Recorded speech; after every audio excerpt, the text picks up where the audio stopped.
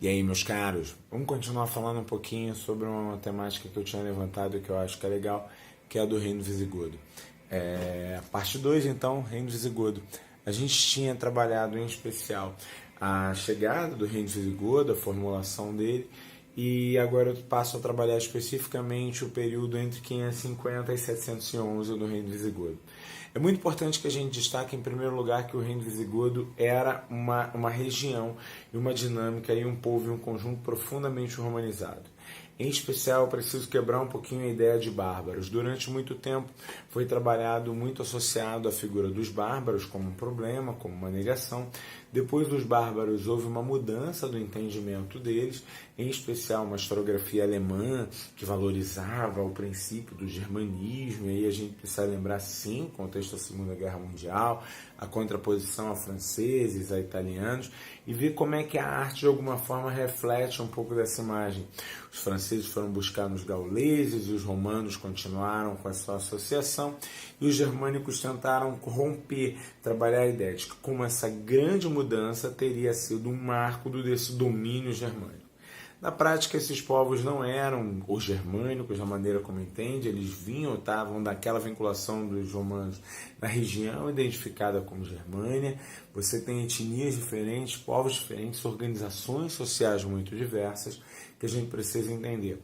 Há um movimento importante na Espanha dizendo o seguinte: olha, a noção de ruptura que esses conjuntos colocam, a noção de romper com o status quo, é interessante você manter a nomenclatura bárbaro, é interessante você manter esse olhar de bárbaro, justamente como a ideia não mais como o ser do mal, como o ser que rompe, mas justamente como aquele que de alguma forma muda a condição de status, marca uma transformação das relações de poder.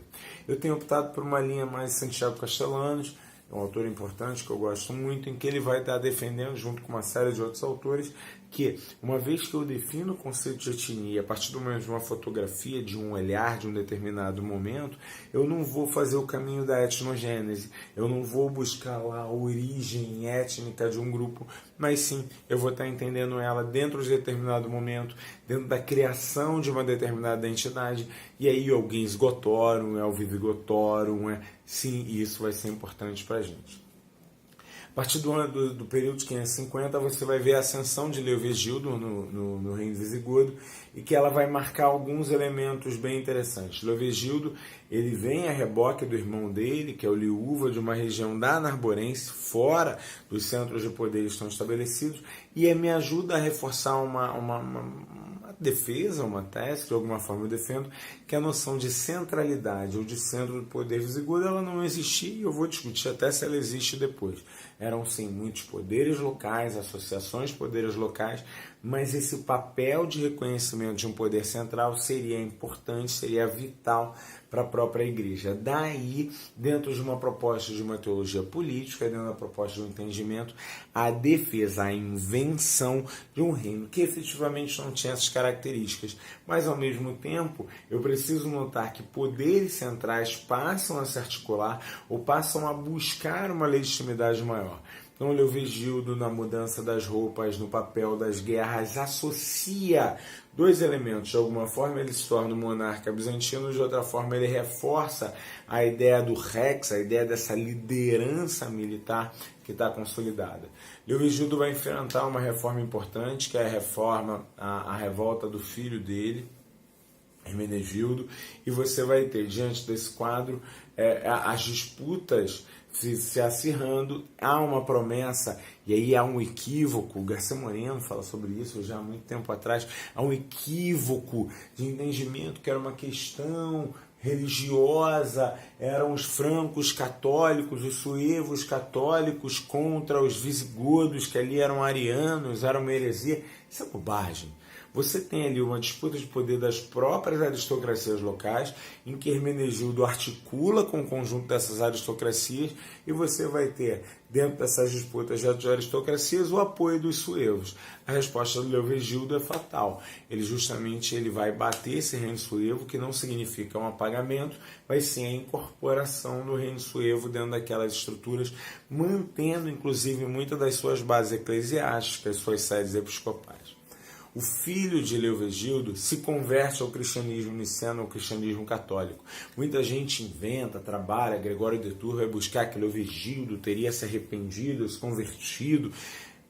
Não vai nessa linha não. O que eu preciso entender é o que representa a aliança entre as populações locais e esse novo conjunto que estava estabelecido, essa nova dinâmica que estava estabelecida. 1587, teoricamente, a conversão pessoal do Recaredo, muito marcada então pela questão do reconhecimento da legitimidade, uma vez a liderança convertida representava o grupo. No outro lado, você vai ter ali a convocação em 589 de um concílio, o terceiro concílio de Toledo, que é o concílio da conciliação. É apontado que alguns bispos arianos não aceitam essa lógica, no entanto, a proximidade e as dinâmicas ficam muito claras quando você vê que o papel do arianismo, de alguma forma, ele desaparece ou ele fica muito fragilizado. Outros movimentos vão ser considerados muito mais fortes e muito mais negados no século VII. Por exemplo, Isidoro de Sevilha vai estar escrevendo contra uma heresia que ele chama de heresia dos acéfalos. Braulio de Saragossa, Frutuoso de Braga vão estar fazendo referência ao movimento prisciliano, que ainda teria marcas, teriam elementos dentro daquelas regiões noroeste da Península Ibérica. O que a gente tem? Na prática, as monarquias que estão estabelecidas no século VII, elas precisam de legitimidade, se valem do papel assumido em Toledo como centro, mas ao mesmo tempo mantêm essas estruturas e mantêm essas características de autonomia. O filho de Recaredo ele vai cair dentro desse processo, você vai ver um processo de novas disputas por esse poder. Uma das mais marcantes vem justamente das disputas entre Suintila e Cisanando, que dentro de uma articulação, quando chega-se ao poder, você convoca um quarto concílio de Toledo na tentativa de dar legitimidade àquele golpe, àquela ação militar. Você tem outras formas de ação, como o monarca Sisebuto, que claramente é educado dentro dos parâmetros da igreja, claramente reproduz as dinâmicas dessa igreja, vai ser um rei considerado muito pio, e aí é um jogo dessa maneira como eu uso as referências e como trabalho. Eu gosto muito da sequência próxima aos anos de 650, em que justamente você vai ter uma nova crise política ali estabelecida sobre quem assumiria aquela monarquia, e você vai ver uma força saindo da região de César Augusto e assumindo um papel primordial dentro desse processo.